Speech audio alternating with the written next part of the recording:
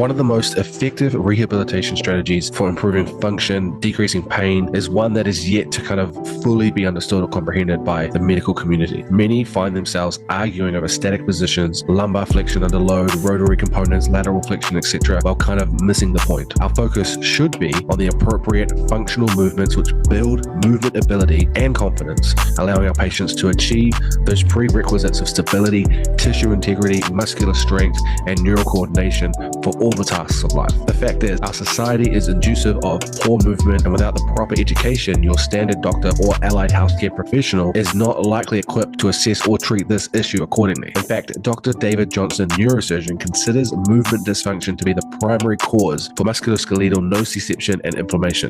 He believes it's more than just an issue, but a disease which requires a specific and distinctive intervention of movement therapy. In this letter to the editor published in the Spine Journal, Dr. Johnson states, without addressing causation of repeated targeting of the hardware and the related symptoms, the long-term success in controlling lower back pain will be elusive, and its prevalence and huge economic burden will continue to escalate as the modern industrialized lifestyle actively suppresses proficiency and functional movement, which really is the root cause of chronic lower back pain. Furthermore, this 2022 study published in the Disability and Rehabilitation Journal looks at 85 patients who were elected to either receive NeuroHab, which is Dr. Johnson's functional movement therapy of 8 weeks, versus just continuing on with treatment as usual. Pain intensity and disability were assessed at baseline, plus 8 weeks later post-intervention and 1 month after that. All results showed that NeuroHab was significantly more effective in reducing pain intensity and disability at both follow-up points. Myself and Dr. David Johnson have a study coming out where we looked at the reduction of the ODI scores, which is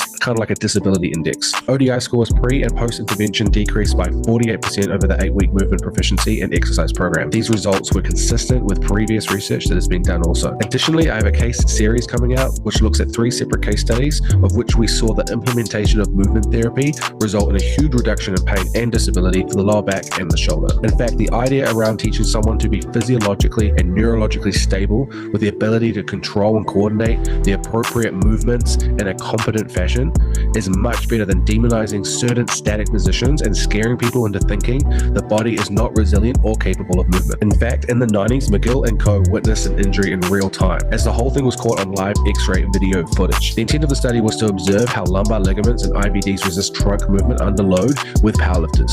Unfortunately, during one of the participants' first recorded heavy rep of a deadlift, he moved out of the X-ray capture range, resulting in the attending radiologist at the time requesting that he moved back into the line of view, this causing the lifter to shift forward and lose his position. As he lost his optimal position, he was in pain. They had to stop immediately, and when they reviewed the footage, the researchers found that during his lift, all the joints in the lumbar spine were stacked nicely, apart from L4, L5, which had buckled forward as he shifted out of position. The 11 monitored ligaments all stretched beyond their baseline, and this wasn't seen with any other participants in this study. Ultimately, the researchers concluded that he temporarily lost control and coordination of the muscle contraction and sequencing that was required to maintain safety for this lift, especially one that is so close to his max. Remember, when we're trying to rehabilitate our patients, once you're beyond that acute phase, focusing on movement proficiency and the ability to coordinate and to control one's movement is paramount. I hope this helps.